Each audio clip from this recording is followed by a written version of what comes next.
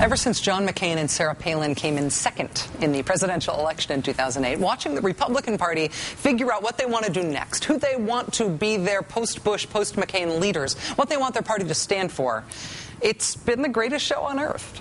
But now that all of the major primaries are over, now that this year's slate of Republican candidates has taken shape, the post-Bush, post-McCain Republican position on the issues is measurable.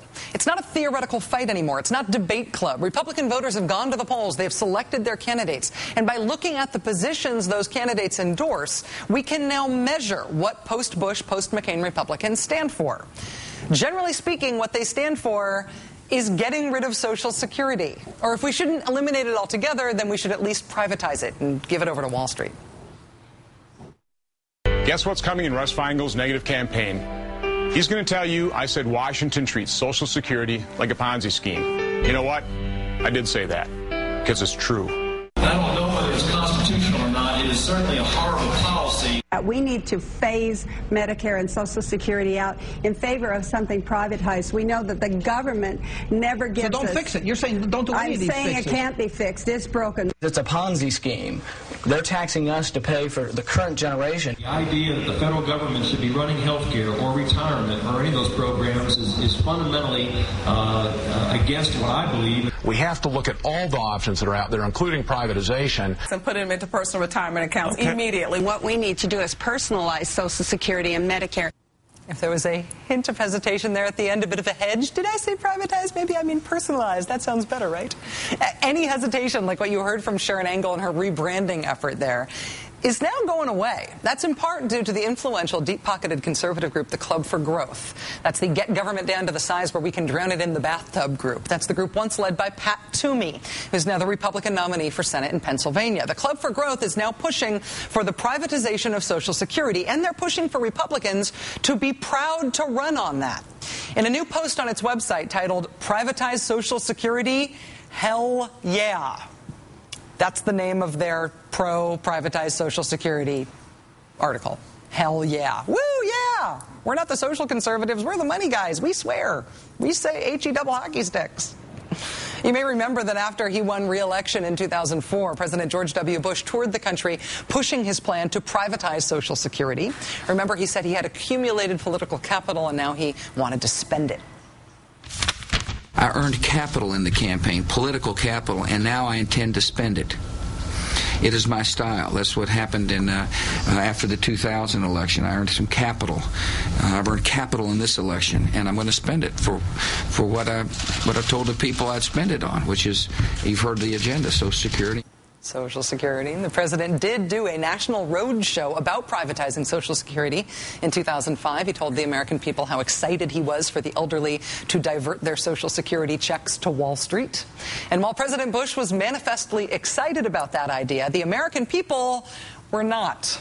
The roadshow was a failure. The accumulated political capital dispersed. The American people were not moved, and boy, did that turn out to be handy. Because take a look at this.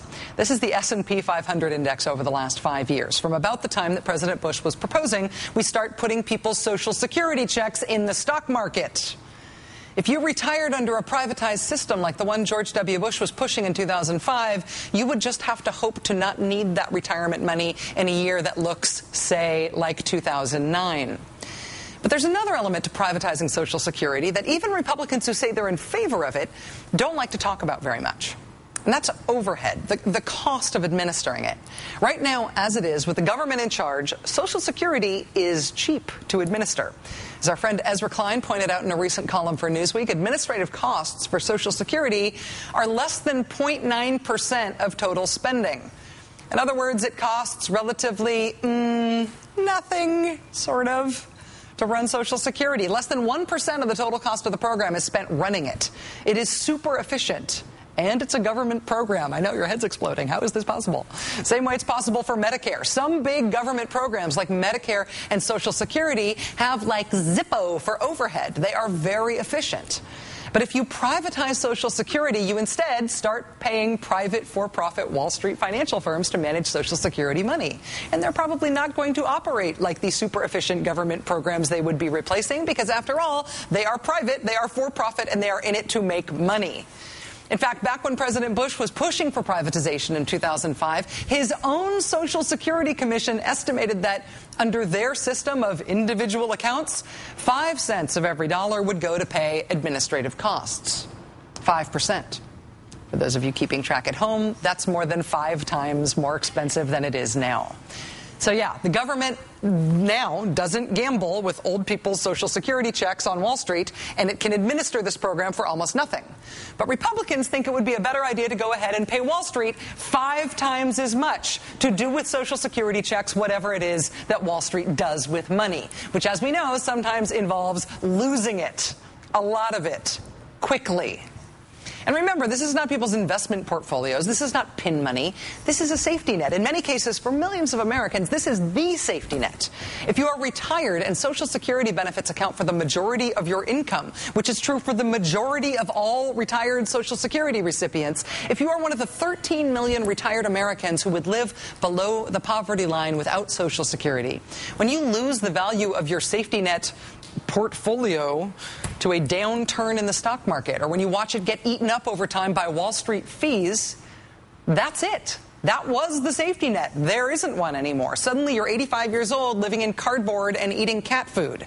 But hey, don't worry, most of these same candidates who we just mentioned, the ones who want to get rid of Social Security or privatize it or personalize it, they're also talking about phasing out Medicare, which is our health insurance program run by the government for older people. So you will be 85 years old, living in cardboard, eating cat food, and trying to buy health insurance on the private market. And if there's any one group of people who can reliably find affordable health care on the private market, it's definitely people who are Social Security age. So far this campaign season, people have been paying a lot of attention to tax cuts and to the individual wackiness factor of a lot of this year's crop of candidates. But right now, these issues, Social Security and Medicare, are at the heart of Republican policy proposals. At the center of the Republican platform is the idea that maybe there shouldn't be a safety net for retired people in this country. That is what Republicans are fighting for this year. If you take away all the characters, all the gas, all the scandals, this is what they're proposing. Democrats have been running away from the New Deal for so long, they're sometimes afraid to say it. But the New Deal brought us Social Security, and Social Security has been really good for America. And Republicans want to ash can it. Some Democrats may be too scared of their own shadows to say it, but it is worth saying.